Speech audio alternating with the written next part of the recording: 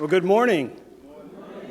We are excited to have all of you on our campus today for a very important topic, and that's about how we can prevent disease and illness, not just treat disease and illness. So again, this initiative, the focus on improving health and prevention through a plant-based diets is something that has been a long time coming in many places like this, but we at Downstate have embraced this because we know the data, we know the science, and it works.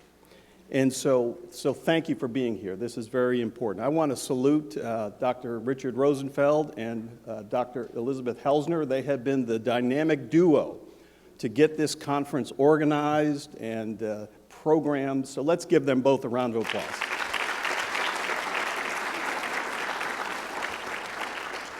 Now, the next gentleman I have the honor of introducing is one of the finest public servants that I think I've ever met in my life. And I've spent some time in government before becoming a physician. And I know the sacrifices that public officials make to serve the public. And sometimes we don't recognize our public officials for the sacrifices they make. They're away from their family. Sometimes their finances go sideways because they serve us. But the gratification that you get from public service is what draws you to public service.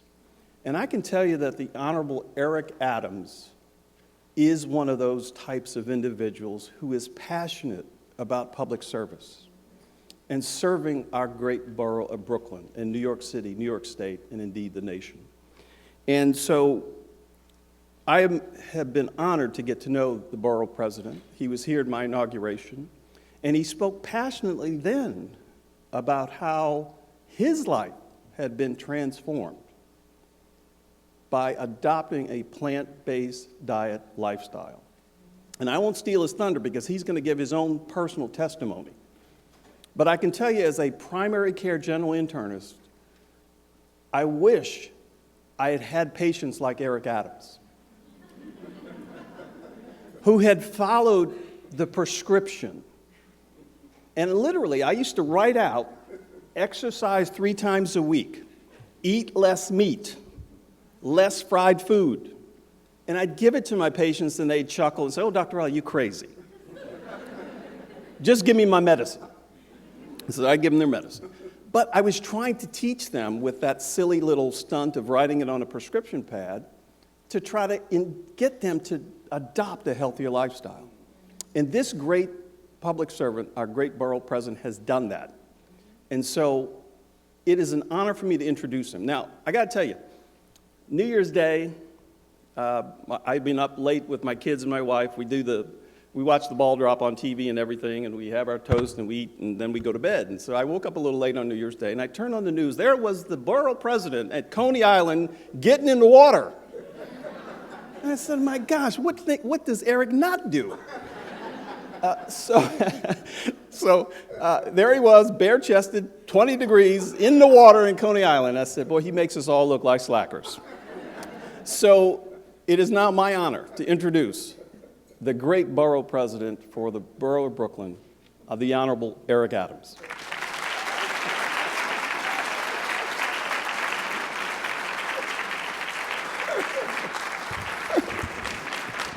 It was cold that day also, you know. This institution is a great institution, Downstate, and we are a great team. We're a great team. And for far too many years, whenever you have a team, and I use the analogy of sports to talk about, how do you move towards the championship? How do you move towards building the synergy that's needed to allow a great team to materialize their success? And you really need a marquee player. You need a player that you can build the team around, could bring the right energy. And right here in Brooklyn, we have the LeBron James of medicine and Dr. Raleigh. Dr. Raleigh is... And I don't waste your capital dollars But when I see something come to my office about spending capital dollars to develop this institution, and it says Downstate, trust me, we are going to write the check because we know it's not going to be wasted and it's going to deal with those issues. So let me say this, and we're going to hand it off to the professionals that are here. This has been an amazing journey for me and the entire concept of wellness. And if I can, for just a moment, part of the discovery, because once you start peeling back the onion, you start going deeper and deeper. And I think what Dr. Riley stated really hits home. There's this concept that many of us are not aware of. Do you know that psychiatrists were the only doctors that never examined the organ they were attempting to fix? If you were a cardiologist, you looked at the heart. But psychiatrists never did that.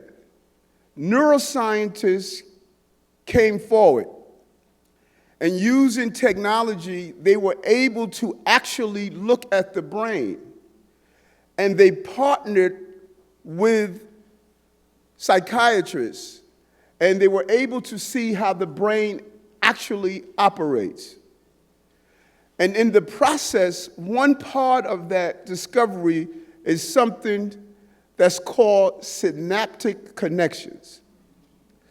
Synaptic connections are so significant because every time we learn something new, neurons connect.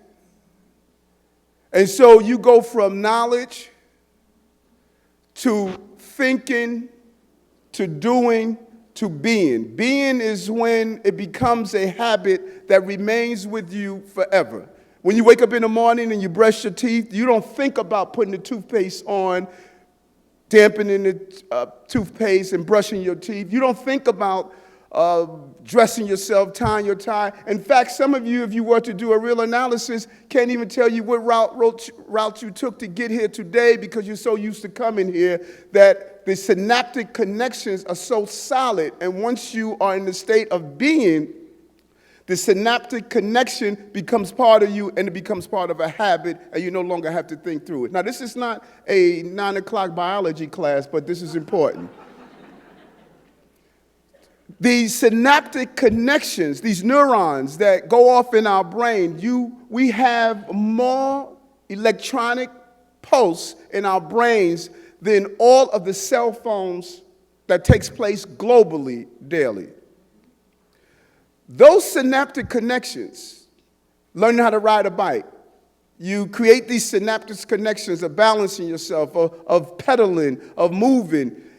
You can learn something incorrect and then learn it correctly, so you have to disengage the synaptic connection that taught you something incorrect, and you start a new synaptic connection that teaches you how to do it correctly. We don't have a healthcare problem. We have a synaptic connection problem. We were raised year after year, life after life, on our eating habits that taught us how to eat habits that is causing the diseases that's impacting us. So if you go into a hospital and Dr. Riley give you a prescription of telling you the things that you need to do to be healthy, and you're used to the synaptic connection of the fried food, of the junk food, of the McDonald's, of all those things that you need to do that you celebrated during Thanksgiving and Christmas, and grandmother gave you a recipe that you handed down to your children. You created these synaptic connections, and you went from thinking to doing to being, and now this is part of you. If we don't have in medicine methodologies to disengage the synaptic connection of unhealthy behavior and have new synaptic connections of healthy behavior, then we're not going to fix the problem. That must be built in the conversation. And what is interesting about the synaptic connection, remember, when you learn how to ride a bike, you didn't do it correctly the first time because that was only the connection. The connection becomes fostered when you do it repeatedly. Now you don't think about getting on the bike and saying, balance myself, pedal, steer. You don't think about it because you went from thinking to doing to being. So, when I was told I was diabetic, when I lost my vision in my left eye, was losing in my right, when they told me I had permanent nerve damage that was irreplaceable, when I had an ulcer, high cholesterol, high blood pressure, all of the things that I looked fine physically, but I was breaking down and I didn't take an internal selfie. When I spoke to my doctor had a synaptic connection from medical school that said, diabetes, prescription, give him insulin. So when I went to the 5 other doctors in the city, all experts, all with prestigious degrees, but they all came from a place where the synaptic connections were telling them diabetes, prescription, insulin, heart disease, prescriptions, statin drugs. They had a synaptic connection from their training that only told them the way to deal with the health issue was through the prescription pad. And even if they thought you're supposed to modify some of your eating behavior, the reality was that their synaptic connection wasn't strong enough to tell them that is where the majority of our energy should go. And so if you are a nutritionist, want your patients to do better and eat better, but the reality was that even in some of the philosophies of nutrition in this country, it's about eat leaner meat, eat chicken instead. One of the highest areas that you have salt contents. It's all right to eat a few eggs. All the food that we were telling people to do was feeding the diabetes. And when the decision was made that, Eric, listen, be scientific in how you approach diabetes. Go to Google and Google reversing diabetes. That's when I started the journey of reversal. And finding doctors like Dr. Esselstyn and Dr. Greger and some of the great doctors, Dr. Katz, who's here today, finding those doctors who disengaged the synaptic connection that told us we couldn't reverse disease allowed me to disengage my synaptic connection and reestablish new synaptic connections and was able to reverse my diabetes, reverse my blindness, reverse my nerve damage, reverse my cholesterol level, reverse my lifestyle. Not only did I go from looking good outside, but I started to heal inside. I tell people all the time, I don't have a six-pack, I have a case. My body is solid right now. But the journey didn't stop there. 79-year-old mother, 79 years of a synaptic connection of eating a Southern diet similar to the Caribbean diet, similar to the Hispanic diet, similar to the East Indian diet. All of us have these same diets. When I went to Mom and said, Mom, listen, you can turn this around. After 79 years, 15 years of being a diabetic, 7 years of on insulin, 2 months after taking her synaptic connection and creating a new one, she calls me and says, baby, I'm off insulin. The doctor took me off insulin. 2 months.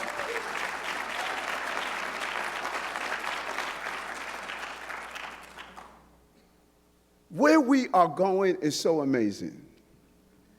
Because not only are we healing individuals, but chronic disease hijacks your life. Every one of you in this room knows someone who is going through a chronic disease. Every one of us. Thinking about hospice care, nurturing a girlfriend through breast cancer, dealing with a family member who's going through prostate cancer. I just lost my dad 2 years ago from prostate cancer. My sister just went through breast cancer. My other sister just lost her kidney. All of us can sit back and write the biography of the family members who are going through a chronic disease. Your presence here today is part of the revolution of medicine that's taking place across this entire country. And it's starting here in the borough of Brooklyn. What we are doing is amazing. Removing processed meat from our schools, a type 1 carcinogen by the WHO. Our children, our babies are going to eat healthy. Moving towards a vision of hydroponics, showing young people how to grow food in their classroom. There's no reason that every school building in this city can't have a rooftop garden while children can grow the food and serve it in their cafeteria. Starting the plant-based program at Bellevue Hospital. This is amazing what we're doing. The oldest hospital in America has the first plant-based unit where we are going to use reversal of diseases, thanks to people like Dr. Katz and others. Bringing in our faith-based institutions. One of the most unhealthy places we assemble is in our churches, our synagogues, and our mosques, where we're talking about the beauty of God wants us to be fruitful and multiply, yet we're becoming toxic and die from the food we're serving every day. Changing the game. Disengaging the synaptic connections that taught us how to eat unhealthy and be unhealthy, and reconnecting a new synaptic connection to show us how to live and how to prosper. That's what this journey is about. And I'm going to give all of me to help us at least have the information so we can make intelligent decisions. The determination of live with diabetes is over. Live with heart disease is over. Live with conditions is over. We're now moving into a new mindset, a new synaptic connection. We're moving to a direction of reversal. And all we want to do today with all of you is to just give you a new synaptic connection. And you will go from thinking to doing to being. Let's heal.